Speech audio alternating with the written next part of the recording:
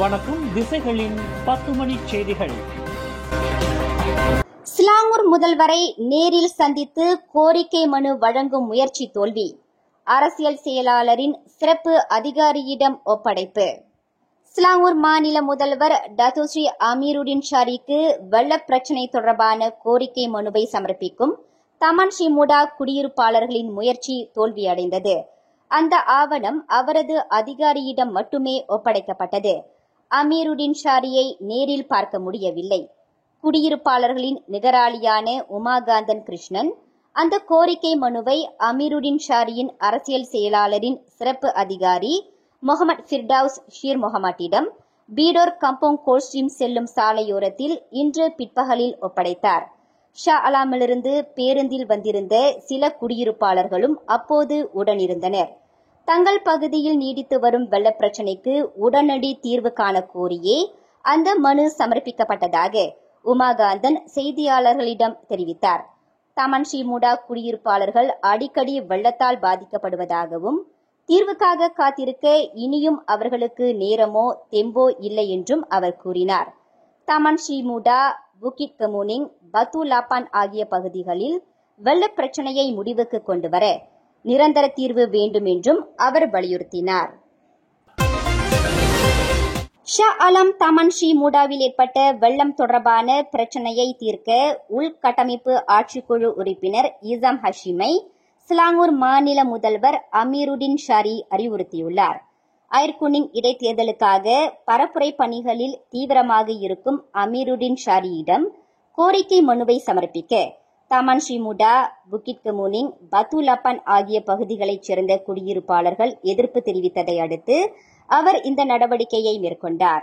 திடீர் வெள்ளம் காரணமாக தமன் ஸ்ரீ முடா குடியிருப்பாளர்களின் கவலையையும் பதற்றத்தையும் தாம் புரிந்து கொள்வதாகவும் 2021 ஆண்டு ஏற்பட்ட பெரிய வெள்ளம் மீண்டும் நிகழாமல் இருக்க நீண்ட கால தீர்வு விரைவில் செயல்படுத்தப்பட வேண்டும். அதே சமயம் மத்திய அரசு உட்பட அனைத்து தரப்பினரின் ஒத்துழைப்பும் மிகவும் முக்கியமானது என்றார். பாதிக்கப்பட்ட குடியிருப்பாளர்களை சந்திப்பது உட்பட உடனடி நடவடிக்கைகளை இசாம் கண்டறிவார் என்று அமீருடின் மேலும் கூறினார். இந்த பிரச்சினை கவனமாக கையாளப்படுவதையும் விரும்பத்தகாத சம்பவங்கள் முறையாக கையாளப்படுவதையும் பாதிக்கப்பட்ட குடியிருப்பாளர்களின் பாதிப்புகளை குறைப்பதையும் மாநில அரசு உறுதி செய்யும் என்றார். தொடக்க கட்ட நடவடிக்கையாக ஷாலாம் மாநகர் மன்றம், நீர்ப்பாசனம், வடிகால் துறை உட்பட அனைத்து தரப்பினரையும் உள்ளடக்கிய ஒருங்கிணைப்பு கூட்டத்தை அவரது அரசியல் செயலாளர் சைஃபுடின் ஷாஃபி நடத்துவார் என்று அவர் கூறினார்.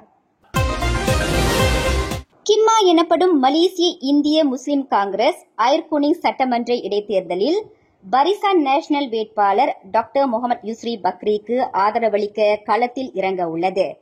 கிம்மாவின் தலைவர் டத்தோஸ்ரீ சைட் இப்ராஹிம் காடீர் கூறுகையில், வீடு வீடாக பரப்புரை செய்வதன் மூலம் இந்திய முஸ்லிம் வம்சாவளியைச் சேர்ந்த 329 வாக்காளர்களையும் நேருக்கு நேர் அணுகியுள்ளோம் என்றார். இந்த 329 வாக்குகளும் தேசிய முன்னணி வேட்பாளருக்கு ஆதரவாக இருப்பதை உறுதி செய்ய நாங்கள் கடமைப்பட்டுள்ளோம்.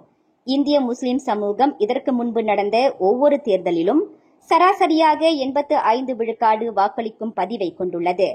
இந்த வாக்களிப்பில் ஒவ்வொரு வாக்கும் பதிவு செய்யப்பட வேண்டும் என்று கிம்மா விரும்புகிறது. இதில் 18 வெளியூர் வாக்காளர்களை அவர்களின் கடமையை செய்ய ஐர்குனிங்கிற்கு திரும்பும்படி வலியுறுத்துவதும் அடங்கும். பரப்புரையின் போது சந்தித்த வாக்காளர்களிடமிருந்து நேர்மறையான ஆதரவு கிடைத்ததால் தேசிய முன்னணி ஐர்குனிங் சட்டமன்றத்தில் தனது நிலையை தக்கவைத்துக் கொள்ள முடியும் என்று கிம்மா நம்புவதாக சைட் இப்ராஹிம் காடீர் தெரிவித்தார். இருப்பினும் ஐர்குனிங்கில் உள்ள ஆதரவை தேசிய முன்னணி எளிதாக எடுத்துக்கொள்ளவில்லை.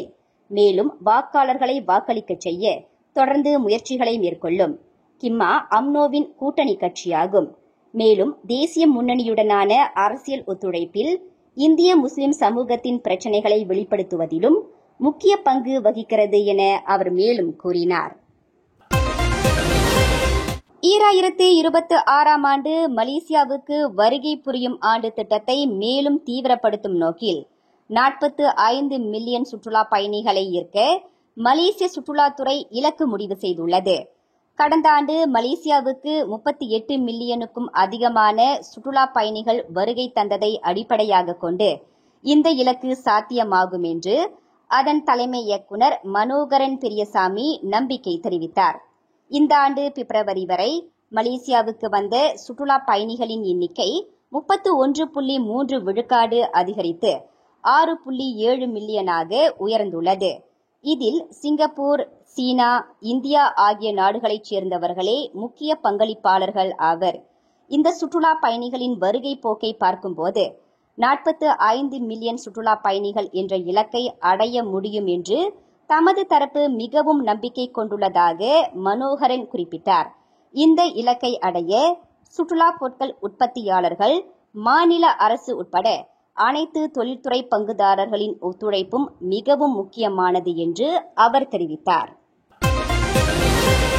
கோலாலம்பூரிலுள்ள வணிக வளாகத்தில் திரை சின்னம் இல்லாத மலேசிய தேசிய கொடி திரையிடப்பட்ட சம்பவம் தொடர்பாக 5 காவல்துறை புகார்கள் பதிவு செய்யப்பட்டுள்ளதாக தகவல் தொடர்பு அமைச்சர் டத்தோ ஃபமி ஃபட்சில் தெரிவித்தார்.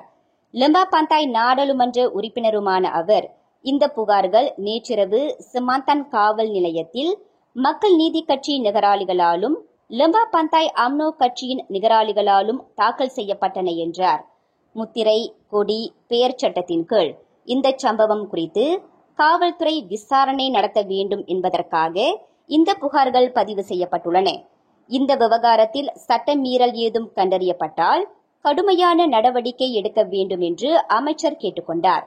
தேசிய கொடியின் பயன்பாடும் நெறிமுறைகள் குறித்தும் அனைவரும் அறிந்திருக்க வேண்டும் என்றும் இஃது ஒரு சாதாரண தவறு என்று கூற முடியாது எனவும் அவர் குறிப்பிட்டார். இதற்கிடையே இந்த தவறுக்கு சிங்கப்பூரை மையமாக கொண்டு இயங்கி வரும் சிங்கப்பூர் லக்டேஷன் பேக்ஸ் நிறுவனம் மன்னிப்பு கோரியுள்ளது. மிட்வேலி கண்காட்சி மையத்தில் நடைபெற்ற குழந்தை பொருட்கள் கண்காட்சியில் அவர்கள் இந்த காணொளியை திரையிட்டனர். தேசிய கொடி மலேசியாவின் அடையாளம், ஒற்றுமையின் சின்னம் என்பதை அவர்கள் ஒப்புக்கொண்டதுடன் இந்த தவறு வேண்டுமென்று செய்யப்படவில்லை என்றும் வருத்தம் தெரிவித்தனர். கண்காட்சி ஏற்பாட்டாளர்கள் உடனடியாக அந்த அரங்கத்தை மூடிவிட்டு உள் விசாரணை நடத்தி வருகின்றனர். பேரா மாநிலத்தின் பாத்தங் பாடாங், முவாலிம் ஆகிய மாவட்டங்களில் 30க்கும் மேற்பட்ட பன்றி பண்ணைகள் இருப்பதாக கூறப்படும் குற்றச்சாட்டை அம்மாநில அரசு மறுத்துள்ளது. மாநில மனிதவள மேம்பாடு, சுகாதாரம், இந்திய சமூக விவகாரங்கள், தேசிய ஒருமைப்பாட்டு ஆட்சிக்குழு உறுப்பினர் ஏ. சிவனேசன் கூறுகையில், அந்த 2 மாவட்டங்களிலும் 21 பன்றி பண்ணைகளுக்கு மட்டுமே அனுமதி வழங்கப்பட்டுள்ளது என்றார். அயர்குனிங் சட்டமன்ற தொகுதியில் 9 பண்ணைகள் மட்டுமே உள்ளன. அவற்றில் 3 நவீன பன்றி பண்ணையாக மாற்றப்பட ஒப்புதல் அளிக்கப்பட்டுள்ளது. மீதமுள்ள 6 பண்ணைகள் ஊராட்சி மன்ற அதிகாரிகளின் ஒப்புதலுக்காக காத்திருக்கின்றன. பேரா மாநில அரசு பன்றி பண்ணைகளை நவீனமயமாக்குவது மறுசீரமைப்பின் ஒரு பகுதியாகும். மறுசீரமைப்பு நிபந்தனைகளை பூர்த்தி செய்யாத பன்றி பண்ணைகள் மூடப்பட்டு வருகின்றன. கடந்த 26 மாதங்களில் பேரா ஒற்றுமை அரசாங்கம் இதைத்தான் செய்து வருகிறது என்று சிவனேசன் தெரிவித்தார். பஹாங் மாநிலத்தில் நில ஆக்கிரமிப்பு நடவடிக்கைகளில் ஈடுபடும் எந்தவொரு தரப்பினருடனும் சமரசம் செய்து கொள்ளப்பட மாட்டாது என்று மாநில அரசு இன்று கடுமையான எச்சரிக்கை விடுத்துள்ளது.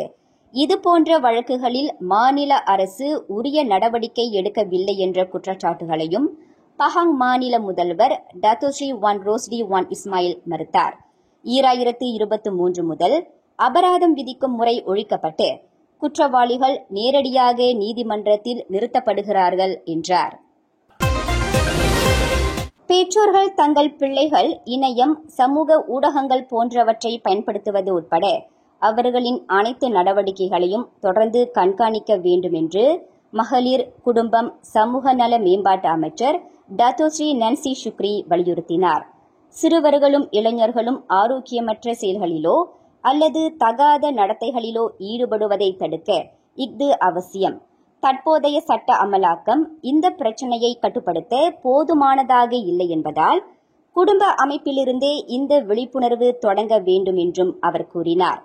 வீட்டிலோ அல்லது வெளியிலோ குழந்தைகள் என்ன செய்கிறார்கள் என்பதை அறிந்து கொள்வது பெற்றோர்களுக்கு கட்டாயமாகிவிட்டது. குழந்தைகள் எப்போதும் கைபேசியில் மூழ்கியிருந்தால் பெற்றோருக்கு இஃது ஒரு சவாலாக இருக்கும். மேலும் அவர்கள் தங்கள் குழந்தைகளிடம் கண்டிப்பான அணுகுமுறையை கடைபிடிக்க வேண்டும். வீட்டிலிருந்து கிடைக்கும் நல்லொழுக்க போதனைகள் குழந்தைகளின் நடத்தையையும் சமூகத்துடனான அவர்களின் தொடர்பிலும் பெரும் தாக்கத்தை ஏற்படுத்தும். சமூகத்திற்கு புறம்பான செயல்களில் இளைஞர்கள் ஈடுபடுவதை தடுக்க பள்ளிகளில் பாலியல் கல்வி போன்ற சமூக கல்விக்கு புதிய அணுகுமுறைகள் தேவை என்றும் அவர் குறிப்பிட்டார். பாலியல் கல்வி இன்னும் நாட்டில் ஒரு தடையாக கருதப்படுவதால் இது ஒரு முக்கியமான கல்வி மதிப்பாக கற்பிக்கப்பட வேண்டும்.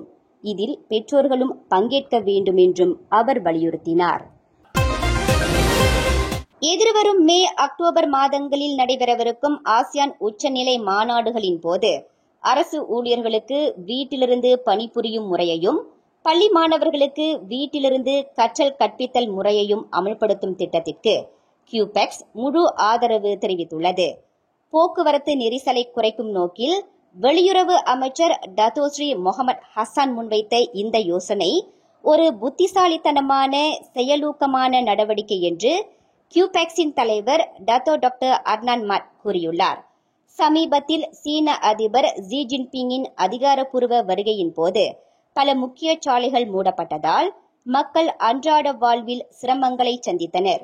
இதுபோன்ற இடையூறுகளை தவிர்க்க இந்த நடவடிக்கை முக்கியமானது. படிப்படியான வீட்டிலிருந்து பணிபுரியும் முறையும் கற்றல் கற்பித்தல் முறையும் அரசு சேவைகளையும் கல்வியின் செயல்பாட்டையும் பாதிக்காது என்று தாம் நம்புவதாக அவர் குறிப்பிட்டார். மாறாக இது மக்களின் நலனை பாதுகாக்கும், அரசாங்க சேவைகளை சீராக வழங்குவதை உறுதி செய்யும். இந்த யோசனை அமைச்சரவையில் முழுமையாக விவாதிக்கப்பட வேண்டும் என்று கியூபெக்ஸ் பரிந்துரைத்துள்ளதாக அட்னான் மாட் கூறினார். பேரா சுங்காய் அருகே பாலம் இடிந்து விழுந்ததில் hot spring Felda Sungai Klah, Kampung Tisong, Buyong Mas century camp site Sungai Klah ஆகிய பகுதிகளுக்கான போக்குவரத்து துண்டிக்கப்பட்டது.